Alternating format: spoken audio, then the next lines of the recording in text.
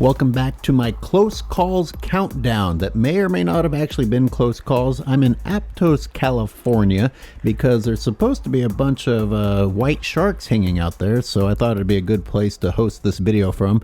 But the only thing that's happened is that the lifeguard has said stay away from the boat. He didn't say anything about white sharks, and you'd think that, threat or not, that they might mention that there have been 10 great whites spotted there that week.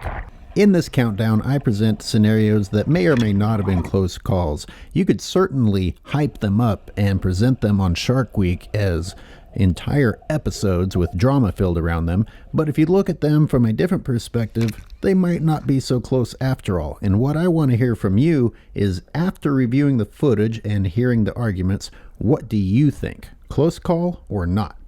Next on the list, I am going to feature my buddy, cinematographer Ollie Putnam. This was in South Africa when we were filming the documentary Monsters, and I don't remember what happened, if we had just come up from a scuba dive and decided to get back in the water for an extra shot, and that's why we didn't have gloves on.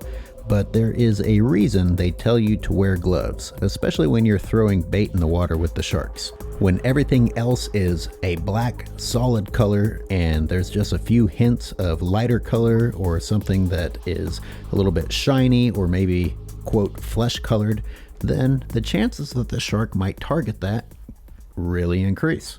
Now, I'm not picking on Ollie. We were all guilty of it that day, but it just so happened that my camera, being underneath the water, happened to catch this shark going toward his hand. Actually, this must be Sharkman Dan's footage because you can see me in the background.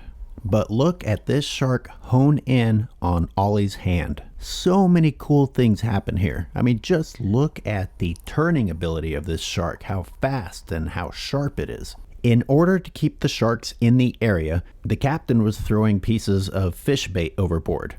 Now on Shark Week, the producers would say something such as, "The brave divers risk life and limb entering an ocean full of hungry sharks." But the reality is that it's hard to keep sharks around. Therefore, if you aren't putting some sort of attractant in the water, they're just going to leave and you're not going to have an interesting shot. So that's what we were doing here, and that's why these sharks were circling around trying to race each other to get the scraps of fish that were being thrown in the water. And Ollie's hand, by comparison to other things in the water, kind of looked like one of those scraps of fish.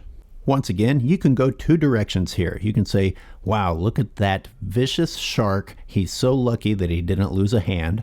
Or you can say, wow, that shark had an easy opportunity at a defenseless hand and at the last moment realized it wasn't fish and chose not to bite him.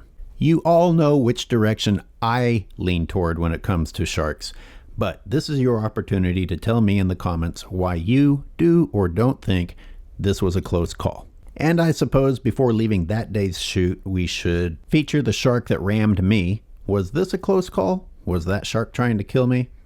As I have explained in my interpretation of the footage, this was a shark that was veering out of the way of another shark and ran into me inadvertently. I'm very thankful that the shark wasn't startled and didn't decide to bite me defensively or aggressively or however you want to categorize it. But in any case, I was completely unharmed, and I want to know again, do you think this was a close call? Okay, before we leave South Africa, let's do one more, and this time let's do a white shark. This time I will actually admit to something maybe being a close call, and this is Walter Bernardis. He's a bit of a legend in South Africa. There was an event where several species of sharks, including a white shark, had been attracted to a whale carcass, so there was an opportunity to dive with these sharks in the open ocean.